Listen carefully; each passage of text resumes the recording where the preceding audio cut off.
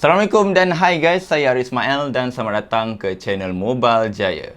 Jadi pertama sekali saya nak ucapkan terima kasih sangat-sangat kepada korang yang tengok video review Xperia AG1 hari tu, sebab sambutan dia sangat luar biasa.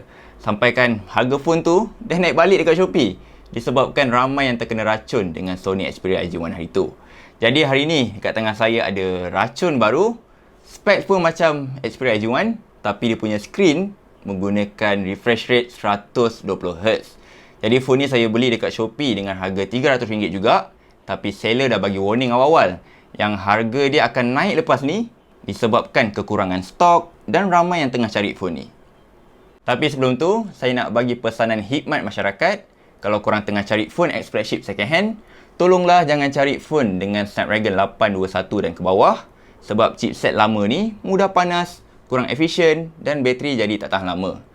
Jadi kalau korang nak cari phone X flagship yang bagus, carilah phone yang sekurang-kurangnya menggunakan Snapdragon 835 dan ke atas, sebab lebih efisien, kurang haba dan bateri jadi lebih tahan lama. Jadi saya dah gunakan Sharp Aquos R ni jadi daily driver saya sepanjang lebih daripada seminggu, dan tanpa buang masa lagi, ini review saya untuk Sharp Aquos R untuk penggunaan pada tahun 2020.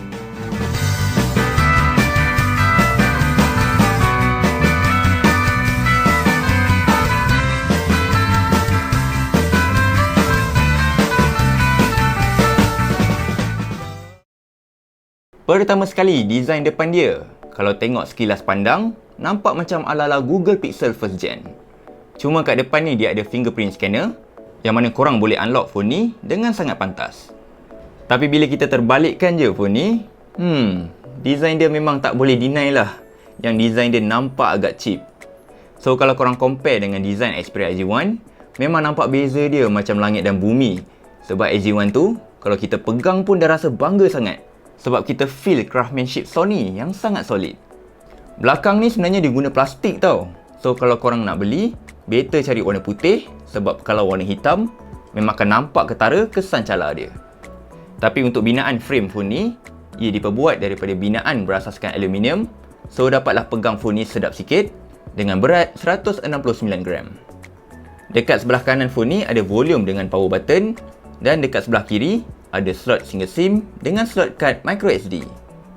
Dekat bahagian atas masih ada earphone jack, dan dekat bahagian bawah ada port USB-C dengan speaker berasaskan mono sahaja. So kalau compare dengan Xperia AG1, speaker mono Sharp Aquos R ni memang kalah lah. Tapi bagi saya, bunyi dia still ada kualiti dan tak rasa kosong sangat.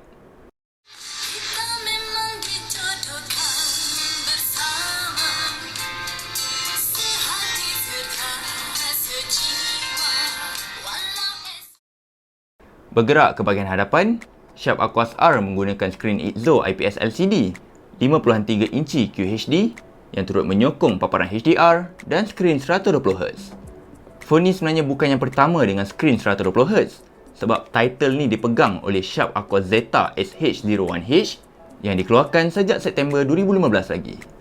Tapi disebabkan phone jenama Sharp ni hanya fokus untuk pasaran Jepun sahaja, sebab itulah Razer claim yang Razer phone generasi pertama keluaran November 2017 sebagai phone global pertama dunia yang guna skrin 120Hz.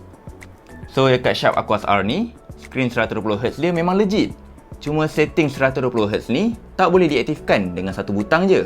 Tapi korang kena pilih apps mana yang nak guna 120Hz atau apps mana yang nak stay dengan 60Hz.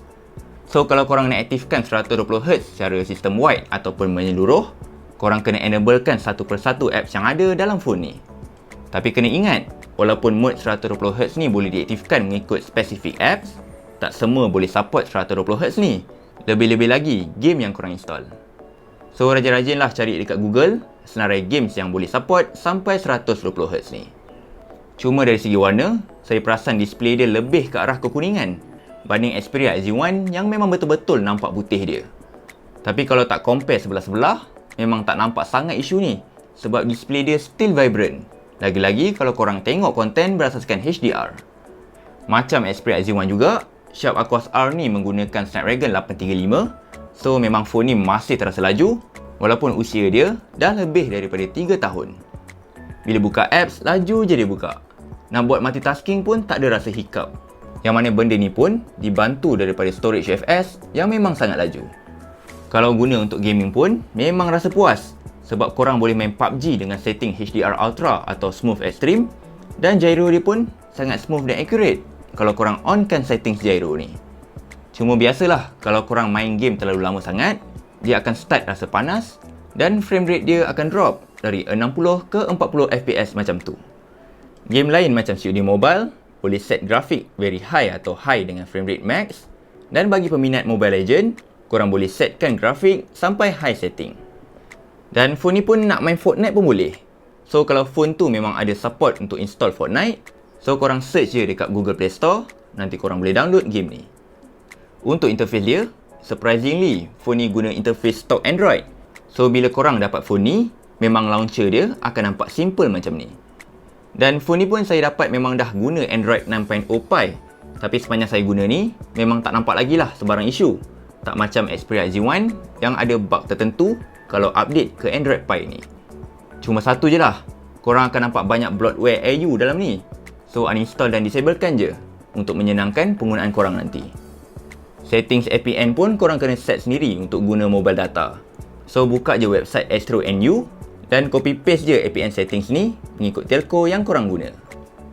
Dari segi kamera, Sharp Aquos R ada satu kamera sahaja dengan penggunaan sensor 22.6 megapiksel f1.9 bersama sistem penstabilan image OIS. Hasil gambar dia memang nampak agak so-so je sebab mostly gambar nampak gelap, soft dan agak overexposed. Tapi paling saya kecewa ialah kebolehan dynamic range dia yang terlalu lemah. So contoh kalau korang ambil gambar yang background dia langit, memang langit tu nampak putih je, sampai awan pun tak nampak. Kalau compare dengan latest mid-range macam Redmi Note 9S, memang nampak kamera latest mid-range lagi bagus. Tapi yelah, nak banding sangat pun tak adil juga sebab phone ni dah lebih 3 tahun ke belakang. So nampaklah improvement teknologi kamera smartphone tu dah meningkat sangat dekat situ.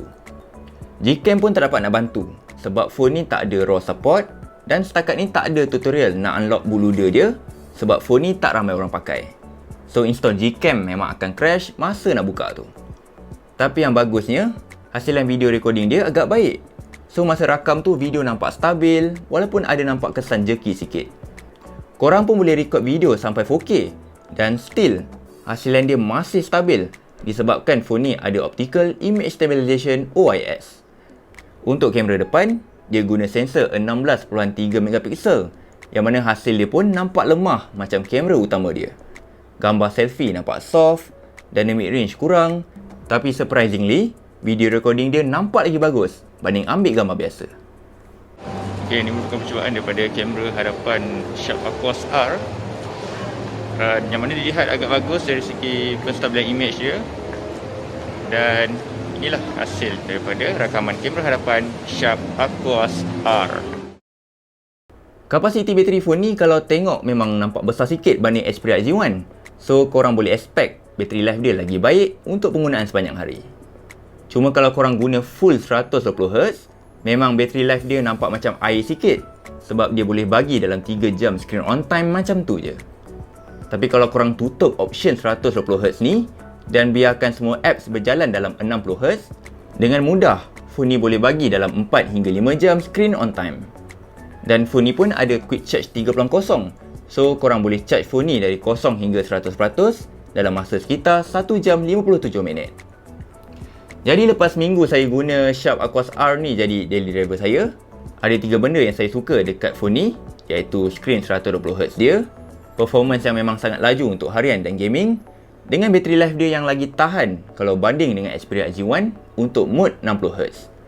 Cuma Sharp Aquos R ni yang kurangnya adalah dari segi design dia yang nampak murah, skrin tak secantik Xperia Z1, tak ada stereo speaker dan kamera dia pun tak begitu memuaskan.